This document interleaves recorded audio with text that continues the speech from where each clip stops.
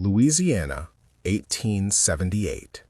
15 hooded men dragged a screaming family to the edge of Blackwater Swamp under the cover of darkness. A father, a mother, 3 children. Their crime? The father had testified against a white man in court. Their punishment? Weighted chains and muddy water that swallowed screams. The Klan leaders celebrated their work that night, drinking whiskey and laughing about how the swamp would hide their sin forever.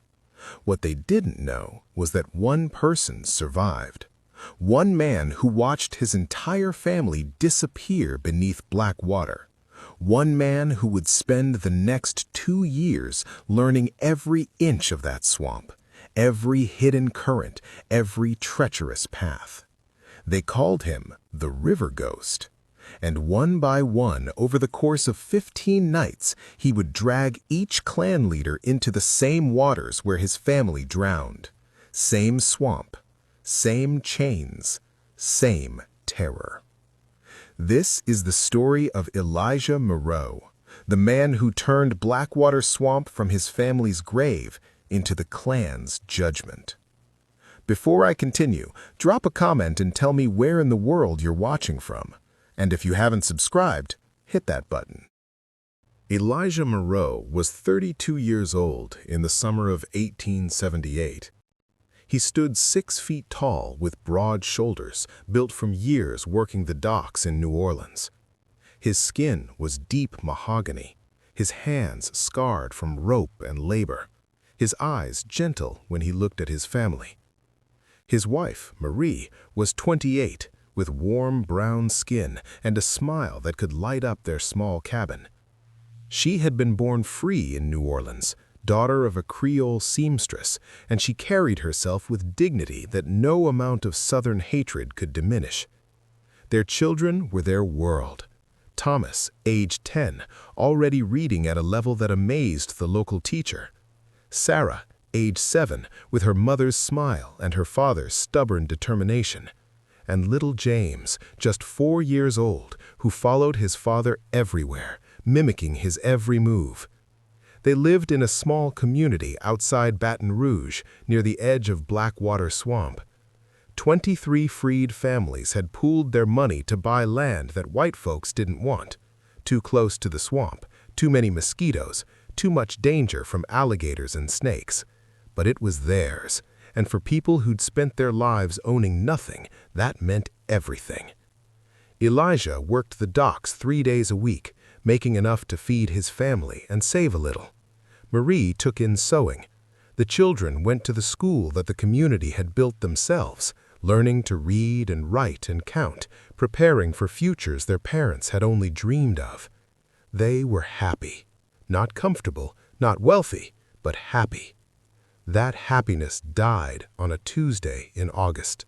It started with a white man named Carson Briggs.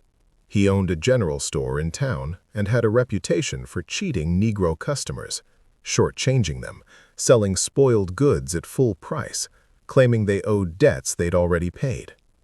Most people accepted it. Complaining meant trouble, and trouble meant the Klan. But when Briggs accused Elijah of stealing merchandise, a bolt of fabric that Marie had paid for in full, Elijah did something dangerous. He went to the law. The local magistrate, a northerner named Judge Harold Whitmore, had only been in Louisiana for 6 months. He still believed in justice, still thought the law meant something even for Negro citizens. He agreed to hear the case. Elijah testified in court. He brought the receipt that Marie had kept, showing payment in full.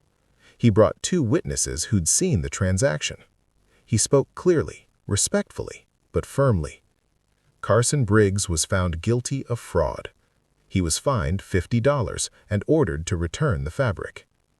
Elijah walked out of that courthouse with his head high, believing that maybe, just maybe, things were changing. He was wrong. 3 nights later, hooded riders came. Elijah woke to the sound of breaking glass. He was on his feet instantly, reaching for the shotgun he kept beside the bed. Too late. The door exploded inward. 6 hooded figures rushed into the small cabin, carrying torches and rifles. Their white robes glowed in the firelight like demons made flesh. "Elijah Moreau," one of them shouted, "you got a lesson to learn about testifying against white men." Elijah raised his shotgun, but a rifle butt cracked against his skull from behind. He went down hard, stars exploding across his vision. "Papa!" Thomas screamed. "Get the children!" another voice commanded. Marie fought like a wildcat, clawing at the men who grabbed her children.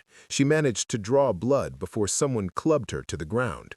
The children screamed. Thomas tried to protect his siblings, his small fists swinging at grown men who laughed at his courage.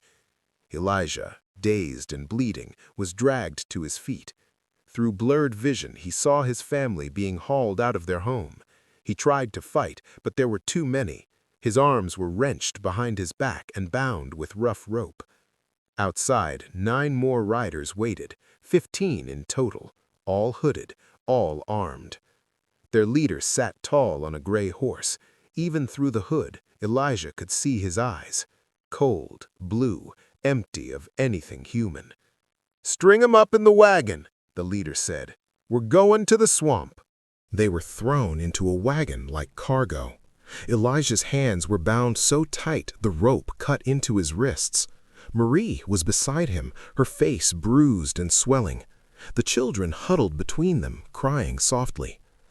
"It's going to be all right," Elijah whispered, knowing it was a lie. "Just stay close to Papa."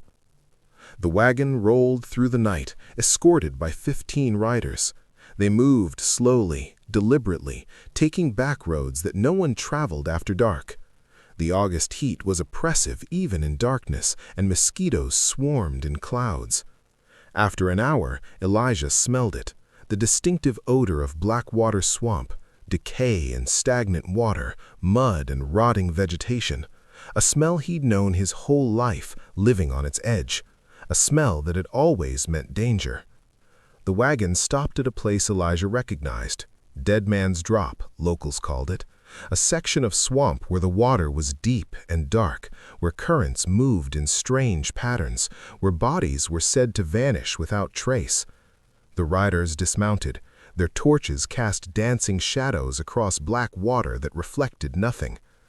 "Out," the leader commanded. They were pulled from the wagon roughly. The children clung to their parents, sobbing. Marie's voice was steady despite her tears. "Please, whatever we done, whatever you think we done, please don't hurt our babies. They innocent. They just children." "Should have thought about that before your husband forgot his place," the leader said. From the wagon bed, another rider produced heavy chains. Iron shackles used for God knows what purpose, kept for occasions like this. Elijah's blood turned to ice. "No!" he said. "No, please, take me, just me. Let my family go. I'm the one who testified. I'm the one you want." "We want all of you," the leader replied. "We want every nigger in this parish to know what happens when they think they're equal to white men." The chains were heavy, meant to pull a body straight to the bottom. They wrapped them around Marie first, her eyes wide with terror, her body shaking. "Mama!" Sarah screamed. Thomas tried to run. He was 10 years old and brave and doomed. A rider caught him easily, laughing as the boy struggled.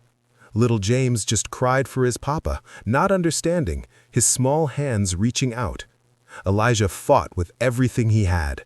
He broke free of one man's grip, headbutted another, kicked a third. For a moment, he almost reached his children. Then 5 men tackled him to the ground. They beat him methodically, ribs, stomach, face, until he couldn't move. Through swelling eyes, he watched them chain his wife, watched them chain Thomas, who fought until the end, watched them chain Sarah, who called for her papa, watched them chain James, who was too young to understand he was dying. "Please," Elijah begged, his voice breaking. "Please, God, please." "God ain't here," the leader said. "Only us." They threw Marie into the water first. She didn't scream. She looked at Elijah one last time, her eyes saying everything her voice couldn't, and then the weight pulled her under. The black water swallowed her whole. Bubbles rose for a few seconds, then nothing. "Mama!" screamed Thomas. "Mama!"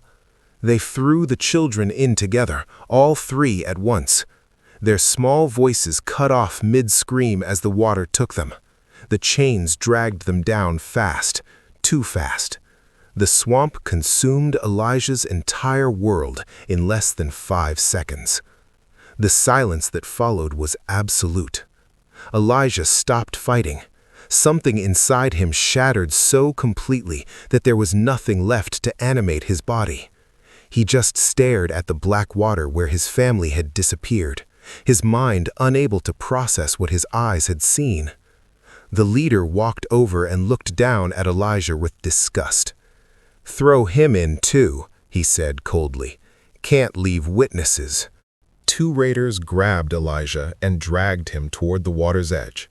They wrapped chains around his body, just like they'd done to his family. But these chains were old, corroded from years of storage. As they lifted Elijah to throw him in, one of the chain links snapped under his weight. He hit the water hard, but without the full weight of the chains, he didn't sink immediately. The shock of cold water jolted him back to consciousness. His survival instinct kicked in. Elijah held his breath and let himself drift beneath the surface, using the remaining chain fragments to weigh him down just enough to stay submerged. He'd grown up near this swamp. He knew how to hold his breath, how to navigate underwater by feel. The raiders watched the surface for bubbles, for any sign of struggle. They saw nothing. The water remained still and dark. "He's gone," one of them said after a minute. "Swamp took him just like the others." "Good," the leader replied. 5 bodies down there. Nobody's ever finding them. Let's go." They mounted their horses and rode away, their torches disappearing into the darkness, their laughter echoing across the swamp. Beneath the black water, Elijah worked frantically at the broken chains, using the jagged metal to saw through the remaining links. His lungs screamed for air, spots danced in his vision. Finally, the last chain fell away. He kicked upward, breaking the surface in a shallow area hidden by hanging moss. He gasped for air, choking and retching swamp water. He stayed hidden in the reeds until he was certain the raiders were gone. Then he crawled onto the muddy bank and collapsed, staring at the place where his family had drowned. He lay there until sunrise, the only survivor of the Moreau family massacre. They found him the next morning. 3 men from his community, out searching after the Moreau cabin had been found ransacked and empty. Elijah was still lying beside the swamp, catatonic, covered in mud and blood and mosquito bites. His eyes were open, but seeing nothing. "Elijah," one of the men said gently. "Elijah, where's Marie? Where's the children?" Elijah's hand slowly raised and pointed at the black water. The men understood immediately. They'd seen this before, heard the stories, known the pattern. They carried Elijah home. They cleaned his wounds. They sat with him while he stared at nothing, his mind shattered by grief. For 2 weeks he didn't speak, didn't eat unless forced, didn't sleep except when exhaustion dragged him under. The community tried to help. Women brought food. Men offered to sit with him. The preacher came daily, reading scripture, praying for healing. Nothing reached him. Then, on the 15th night, Elijah stood up from his bed, walked out of his cabin, and disappeared into Blackwater Swamp. People assumed he'd gone to end his life, to join his family in the muddy depths. They were wrong. Elijah didn't die in Blackwater Swamp. He became part of it. For 2 years he lived in that fetid wilderness, learning its secrets like a scholar learns books. He mapped every channel, every sandbar, every deep pool. He learned where the currents flowed and where they eddied. He learned which paths were solid and which would swallow a man whole. He learned where the alligators hunted and how to move without disturbing them. He learned which snakes were deadly and which were harmless. He learned to read the water like white men read newspapers. He built a hidden shelter deep in the swamp, on a small island of solid ground that no one knew existed. He fashioned tools from scavenged metal and sharpened wood. He caught fish and snakes for food. He drank rainwater collected in carved cypress knees. And every single day, he visited the place where his family had drowned. He would stand in the shallow water at Dead Man's Drop, waist deep in darkness, and he would speak to them. "I'm still here, Marie. I'm still here, babies. Papa's still here." The swamp answered with bird calls and insect hums, but never with the voices he longed to hear.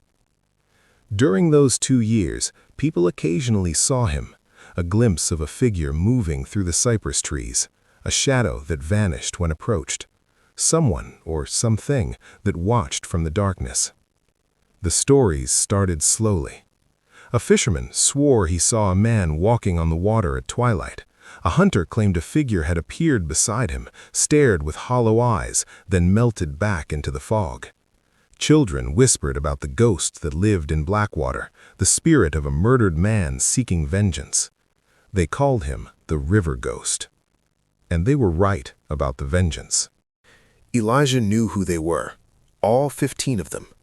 He'd recognized voices that night, seen details through the hoods, a distinctive ring on one hand, a particular way of walking, a horse with a white blaze on its chest.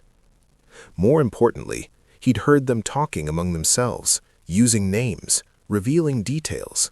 The leader was Clayton Thibodeau, eldest son of the wealthiest plantation owner in the parish. The cold blue eyes belonged to him. His second in command was Marcus Devereaux, who owned the lumber mill and half the town besides. There was Sheriff Hayes, who was supposed to uphold the law but wore a hood instead. Carson Briggs, of course, the man whose fraud had started everything. And 11 others, merchants, landowners, a banker, a lawyer, the deputy, even a preacher who spoke of Christian love on Sundays and murdered children on weeknights. 15 pillars of the community, 15 men who thought they were untouchable. Elijah spent months watching them. He would emerge from the swamp after dark, moving like smoke through the town, observing patterns. He learned their routines, their habits, their schedules. He learned who drank alone and who walked home late. He learned who was careless and who was cautious. He learned which nights they were vulnerable. And on a humid night in August, exactly 2 years after his family's murder, Elijah decided it was time for the swamp to take its due. Carson Briggs closed his general store at 9 o'clock, just like every Wednesday night. He counted his receipts, locked his cash box, and stepped out into the muggy Louisiana darkness. The street was empty. Most folks were home by now, windows glowing with lamplight, keeping safe from mosquitoes and whatever else prowled after dark. Briggs walked toward his house 4 blocks away, his boots echoing on the wooden sidewalk. He was thinking about profit margins and inventory, about the new shipment of fabric coming next week. He didn't notice the figure detached from the shadows behind him. Elijah moved with absolute silence. 2 years in the swamp had taught him to walk without sound, to become invisible when he chose. He closed the distance in seconds. Briggs didn't even have time to scream. A rope, soft cotton, completely silent, looped around his neck from behind and pulled tight. Not tight enough to kill, just tight enough to cut off air and sound. Briggs struggled, his hands clawing at the rope, his feet kicking. But Elijah was stronger now than he'd been 2 years ago.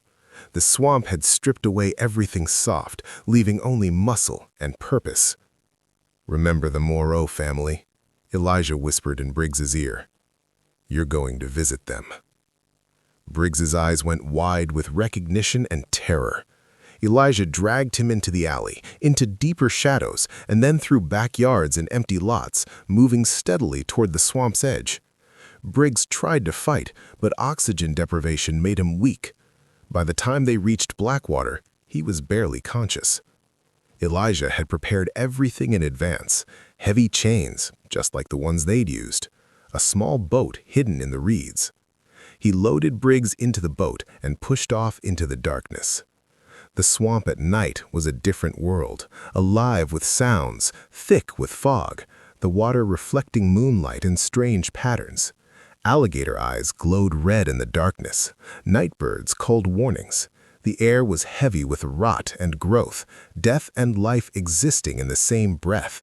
Elijah navigated expertly, poling the boat through channels he'd memorized. Briggs regained consciousness, started trying to scream, but Elijah tightened the rope just enough to quiet him. "Save your breath," Elijah said. "You're gonna need it." They reached Dead Man's Drop, the exact spot where Elijah's family had been murdered. Briggs saw the chains and understood. He began to weep, to beg, to promise anything. Elijah felt nothing. The part of him that could feel mercy had drowned 2 years ago. He wrapped the chains around Briggs's body methodically, just as he'd watched them do to Marie, to Thomas, to Sarah, to James. "Please," Briggs sobbed. "Please, I got a wife. I got children. Please." "So did I," Elijah said quietly. He pushed Briggs over the side. The man managed one scream before the water took him.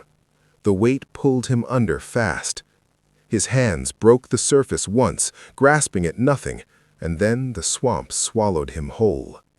Bubbles rose for a few seconds. Then, nothing.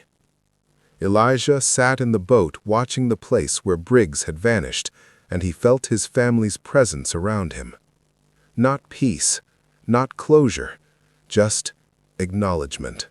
1 down, 14 to go. 3 nights later, Deputy Thomas Crawford disappeared. He'd been drinking at the tavern, stumbled out into the night, and never made it home. His wife reported him missing at dawn. They found his horse 2 days later, wandering near the swamp's edge. No sign of Crawford himself. Sheriff Hayes organized a search party. They combed the area around where the horse was found, but Blackwater Swamp was vast and dangerous. After a week, they gave up. "Probably drunk and fell in," Hayes said. "The swamp took him. God rest his soul." He had no idea how right he was. 5 nights after Crawford, Marcus Devereaux vanished. He'd been working late at his lumber mill, something he did often. His workers left at sunset. Marcus stayed behind to finish paperwork. He was never seen again. His office showed signs of a struggle, papers scattered, a chair overturned, but no blood, no body, no clues. More search parties, more speculation. Some folks started whispering about a curse, about the swamp claiming victims. "Nonsense," Clayton Thibodeau declared publicly. "There's no curse, just accidents and bad luck." Privately, he was worried. 3 disappearances in 2 weeks, all of them men who'd been present that night at Dead Man's Drop. He called a secret meeting. 12 men gathered in the back room of his plantation house, all that remained of the 15 who'd murdered the Moreau family. "Someone knows," one of them said nervously. "Someone saw us that night." "Impossible," Sheriff Hayes replied. "We threw the whole family in the swamp, all 5 of them. We watched them sink." "Then explain this," another man shouted. 3 of us gone in 2 weeks." "Maybe someone else saw us," a nervous voice suggested. "Someone from their community, someone who followed us." Clayton shook his head. "We were careful. We checked the roads. There was nobody." But doubt gnawed at him. Had they been as careful as they thought? In their confidence, their certainty of power, had they missed something? Elijah," Carson Briggs said slowly. "We sure he drowned?" "I watched him go under with my own eyes," Sheriff Hayes insisted. "Chained just like the others. He didn't come back up." "But did anyone actually see him die?" Briggs pressed. "Did anyone check?" Silence fell over the room. "The chains broke," one man said quietly. "Remember? Right as we were throwing him in, we heard the snap." More silence. "But he still went under," Hayes said, less certainly now. "We watched the water. We saw nothing." "For how long?" Clayton demanded. "How long did you watch?" "Long enough," Hayes replied, but his voice wavered. Clayton's blood ran cold. "You're telling me we might have left a witness alive for 2 years?" "He drowned," Hayes insisted. "He had to have drowned. Nobody survives being thrown in Blackwater, chained up, even with broken chains." "But what if he did?" another man whispered. "What if he's out there right now hunting us?" Clayton raised his hand for silence. "We stay calm. We stay together. Nobody goes anywhere alone after dark. We arm ourselves, and we find out the truth." But in his gut, Clayton already knew. Somehow, impossibly, Elijah Moreau had survived, and he was hunting them. Despite their precautions, the disappearances continued. 2 men traveling together on horseback never made it to the next town. Their horses were found grazing peacefully beside a swamp access road. Saddlebags intact, weapons unfired. The men simply gone. A lawyer barricaded himself in his house, refusing to come out. On the 7th night, his wife woke to find his side of the bed empty. The front door was still locked from the inside. Every window was secured, but her husband had vanished like smoke. They found drag marks leading from the back door to the swamp. The town descended into paranoia. Men refused to go out after dark. Those who had to travel did so in armed groups. The tavern closed early. Businesses shuttered at sunset. Whispers of the river ghost spread like fever.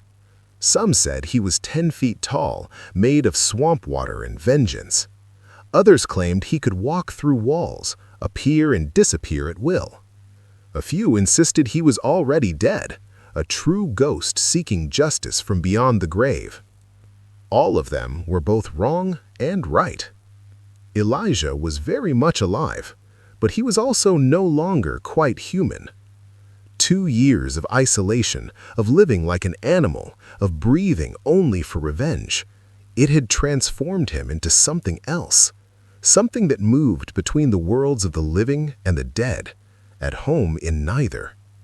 He took the 8th victim in broad daylight. A merchant was traveling the main road with 2 armed guards. They were alert, weapons drawn, watching every shadow. They passed through a stretch where the swamp pressed close to the road on both sides. Spanish moss hung from cypress trees, creating curtains of gray. The water was dark and still. The merchant's horse suddenly reared, throwing him into the shallow water at the road's edge. Before his guards could react, something grabbed him and pulled him under. One guard fired into the water. The other jumped in to help. The water was only 4 feet deep. The bottom was visible mud. There was nowhere for anyone to hide. But when they searched, there was no body, no sign of the merchant, no sign of anything except disturbed mud and ripples spreading outward. The guards swore the man had been pulled straight down, as if the swamp itself had opened and swallowed him. They weren't far wrong. Elijah had learned to use hollow reeds to breathe underwater. He'd learned to lie flat in the mud, invisible, waiting with the patience of a crocodile. He'd learned to move through murky water without making ripples, dragging his prey to deeper channels and underground caves where no search party would ever find them. He'd learned to be what they'd made him, a ghost. By the time 10 men had vanished, the remaining 5 were terrified. Clayton Thibodeau, Sheriff Hayes, the banker Augustine Rousseau, the preacher Nathaniel Cole, and a plantation overseer named Jack Morrison. 5 men who'd once felt invincible now jumped at shadows. They fortified Clayton's plantation house, turning it into a fortress. Armed guards patrolled day and night. No one entered or left without being searched. Every door and window was secured and watched. "We're safe here," Clayton insisted. "Whatever's out there can't reach us." But safety is an illusion when your enemy knows patience. Elijah watched the plantation from the swamp's edge. He'd known this moment would come, the survivors gathering together, thinking numbers would protect them. They'd forgotten that the swamp touches everything in Louisiana, that water seeps through all barriers, that even the strongest fortress has weak points. 1 week into their self-imposed siege, the guards found Preacher Cole hanging from the chapel rafters. His neck was broken, a noose around his throat, his face frozen in eternal terror. The chapel door had been locked from the inside. The windows were barred. There was no way anyone could have entered. Yet there he hung, murdered in God's house by a ghost no one could see. Sheriff Hayes tried to maintain order, but his hands shook. He's toying with us, showing us he can reach us anywhere. Then we leave. We run. We get out of Louisiana entirely. And go where? Clayton snapped. He'll follow us. You know he will. This ends only one way, when we're all dead or when we kill him. How do you kill a ghost? Jack Morrison whispered. No one had an answer. They decided to make a run for it anyway. Staying in the plantation house felt like waiting to be slaughtered. At least on the move, they could fight back. The 4 remaining men, Clayton, Hayes, Rousseau, and Morrison, loaded a wagon with supplies and weapons. They armed themselves with rifles, pistols, and knives. They left at dawn when visibility was best, taking the main road toward Baton Rouge. They never made it. 5 miles from the plantation, the road crossed a narrow bridge over a swamp channel. It was the only crossing for miles. Solid wood construction, wide enough for a wagon, used by travelers daily. When their wagon reached the middle of the bridge, it collapsed. The wood had been cut nearly through from underneath, left just strong enough to hold until weight was applied.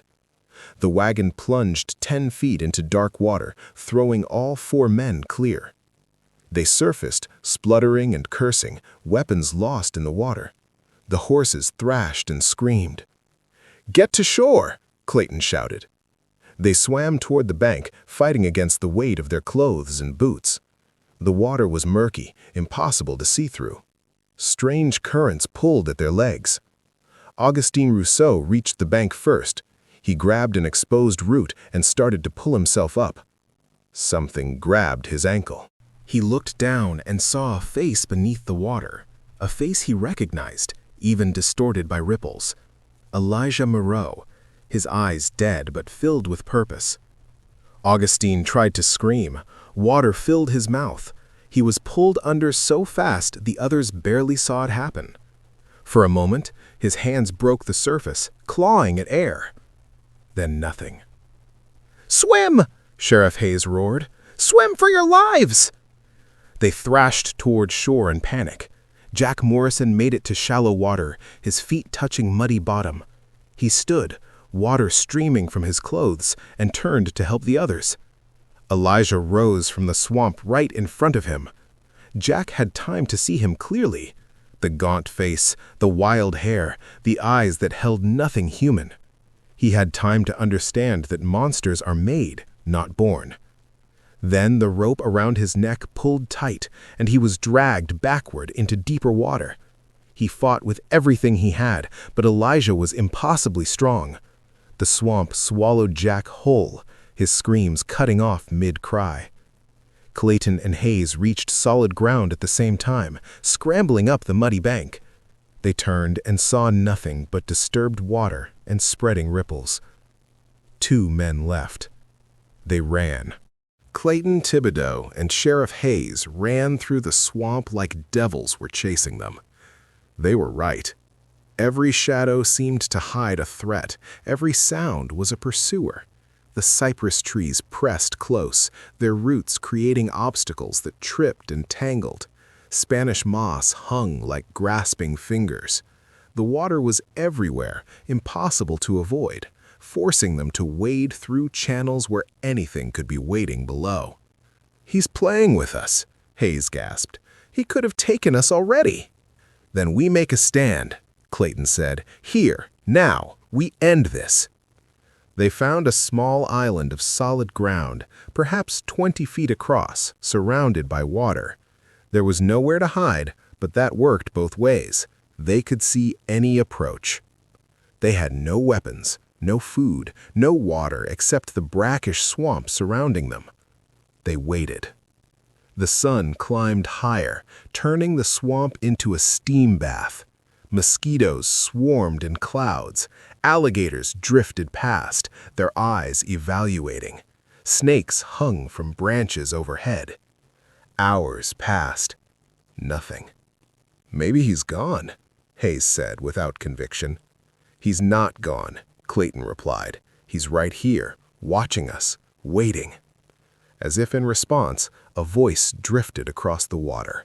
Quiet, emotionless, final. "You made me watch my family drown. Now you watch each other." They spun, trying to locate the source. The voice seemed to come from everywhere and nowhere.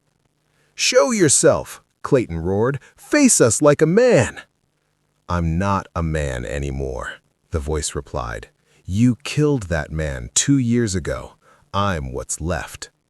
Sheriff Hayes's nerve broke. He jumped into the water, trying to swim for shore, for anywhere that wasn't this exposed island. He made it 15 feet. Then the water exploded as Elijah surged upward, dragging Hayes under. The sheriff managed one scream, quickly drowned. The water churned, turned murky with disturbed mud. Then stillness. Clayton stood alone on his island, watching the place where Hayes had vanished. He was the last, the only survivor of the 15 who'd murdered the Moreau family. "It's just you and me now," Elijah's voice said from the darkness beneath the water. "The way it should be, leader to leader."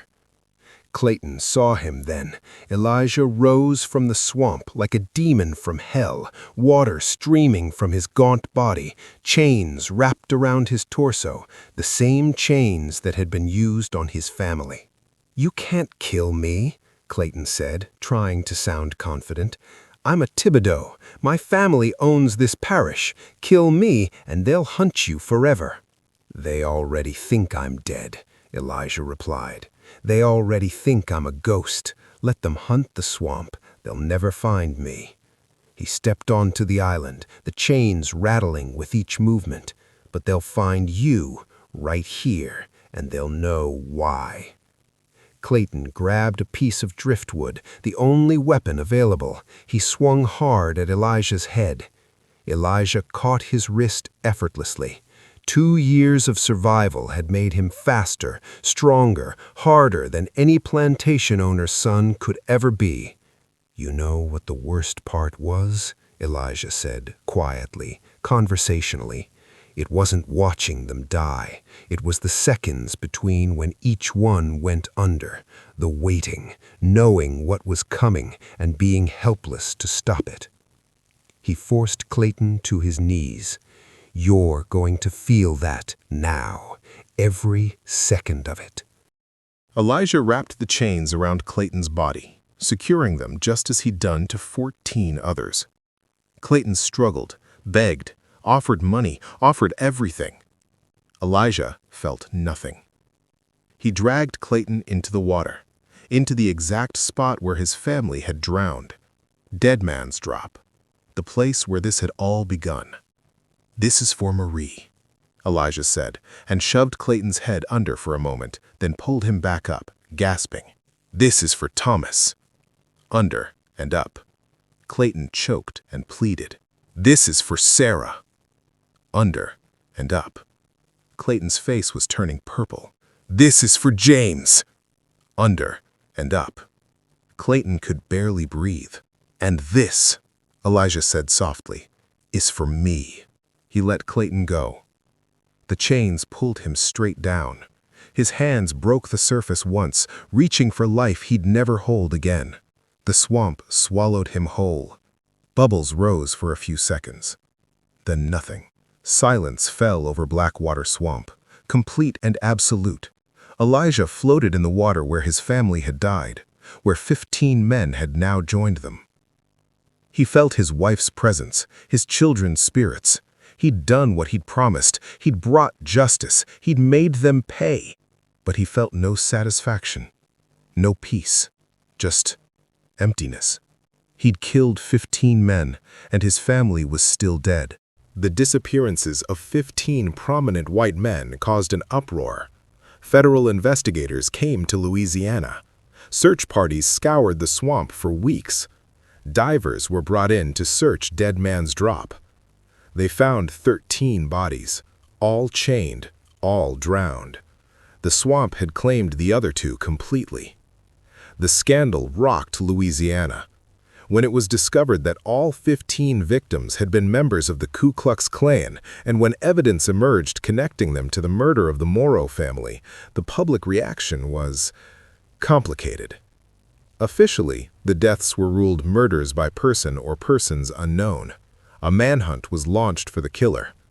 Unofficially, most people understood what had happened, and many thought the 15 men had gotten exactly what they deserved. No one ever saw Elijah Moreau again. Some said he died in the swamp after completing his revenge, his spirit finally able to rest. Others claimed he'd left Louisiana, started a new life somewhere else, carried the weight of 15 murders but slept soundly anyway. The story that persisted, though, the one that old-timers still tell, is that the river ghost never left Blackwater Swamp, that he's still there, living in the hidden places, protecting the darkness, that if you go to Dead Man's Drop on certain nights, you can see him standing in the water, talking to the family he lost. And that if you're a man who's done evil and thinks he's gotten away with it, you might want to avoid swamps after dark, because the river ghost remembers, the swamp remembers, and justice, delayed and terrible, will eventually find you.